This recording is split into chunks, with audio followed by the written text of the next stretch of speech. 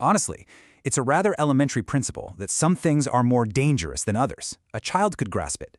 Yet, when we venture into the, let's call it, visceral world of combat sports, the popular consensus isn't just slightly askew. No, it's profoundly, almost comically incorrect.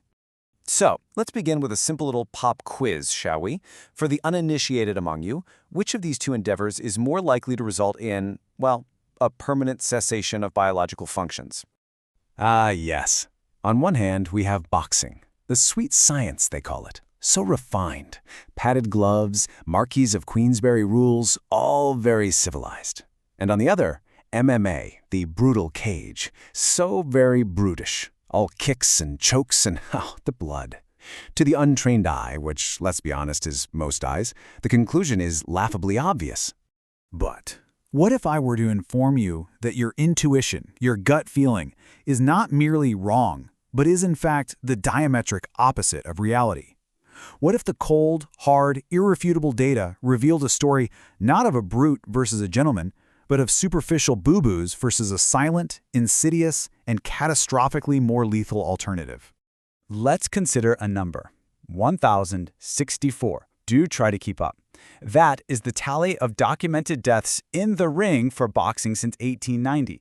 A rather robust figure, wouldn't you agree? And now, for its supposedly more brutal cousin, 16. That's a 1 and a 6, the total number of fatalities in the entire history of regulated MMA. I'll pause for a moment so the sheer magnitude of that discrepancy can percolate through your gray matter. So how can this be? How can the safer sport boast a mortality rate 67 times higher? For the less intellectually nimble, this presents a paradox. But for those of us who appreciate the subtle interplay of physics and physiology, the answer is elegantly, almost poetically, simple. You see, the very things that give boxing its veneer of safety are precisely what make it so lethally insidious. So here's our little roadmap. We'll touch on this so-called paradox, the glove deception, that absurd 10-second rule, MMA's escape valve, and then wrap it all up with an inescapable conclusion. Let's get on with it. First up, the deceptive velvet cannonball, a rudimentary lesson in biomechanics for the logically challenged. We begin with the glove itself, a perfect illustration of how your grain's predictive models are, to put it mildly, deeply flawed. Now, the common fallacy, the one I'm sure most of you subscribe to, is this: more padding equals more safety. A fluffy pillow is better than a sharp rock. Yes, very basic. But reality, you see, operates on the principles of physics, not fuzzy feelings. The padding isn't there to protect the recipient's brain, it's there to protect the deliverer's fist.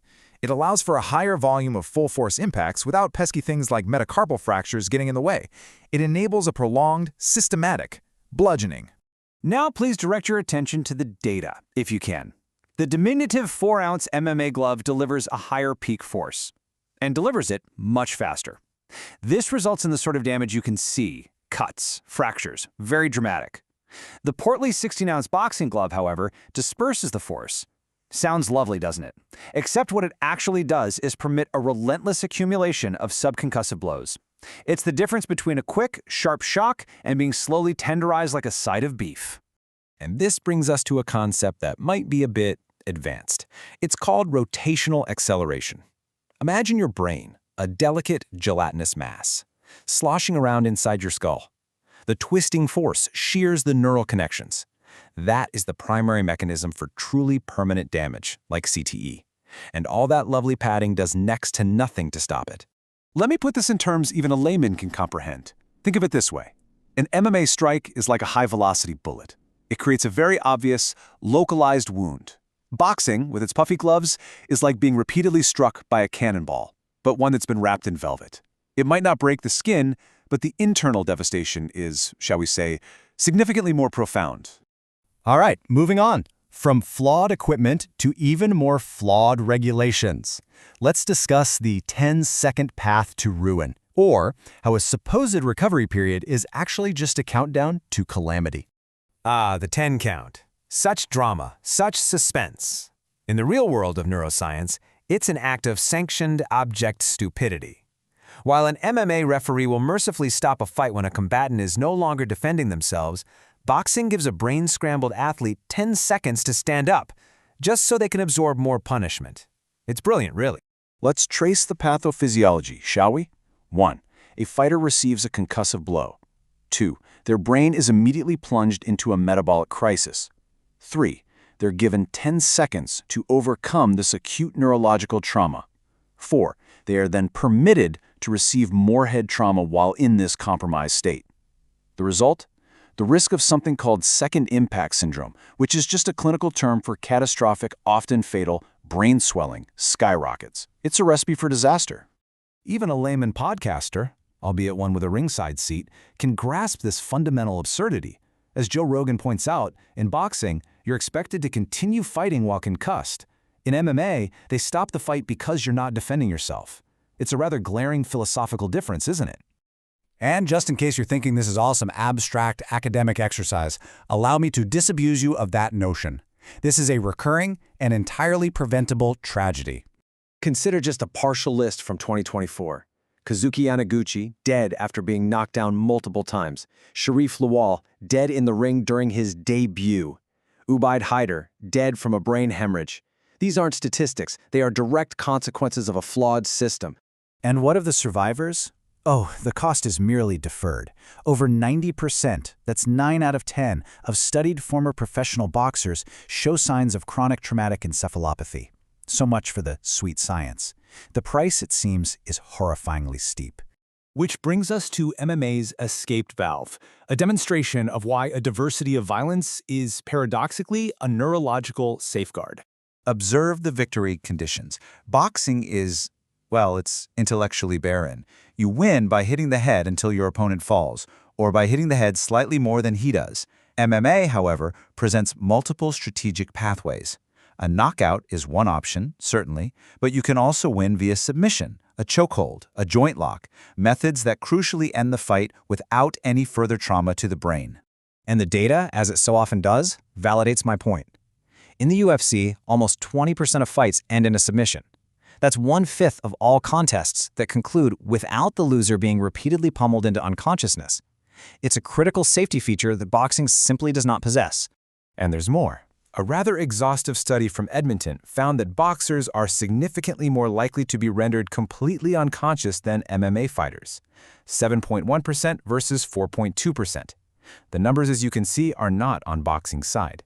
So let's crystallize this point. Yes, MMA fighters get injured more often, but their injuries are superficial. Cuts, bruises, the occasional fracture. They are visible and, for the most part, repairable. A boxer's injuries are invisible, insidious, and neurological.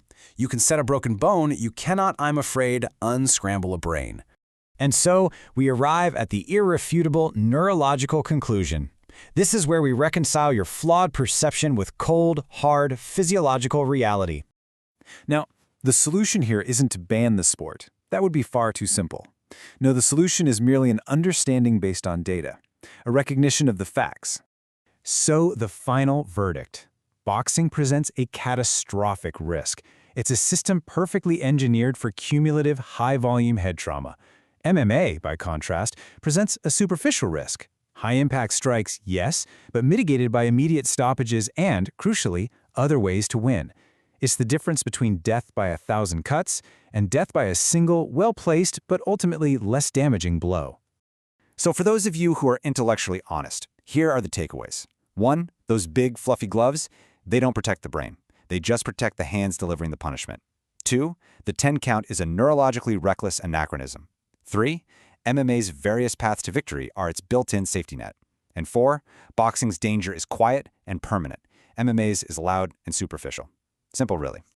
Which leaves us with one final and rather pointed question. Given the overwhelming, frankly unambiguous data, isn't it time the sweet science underwent a radical neurological intervention?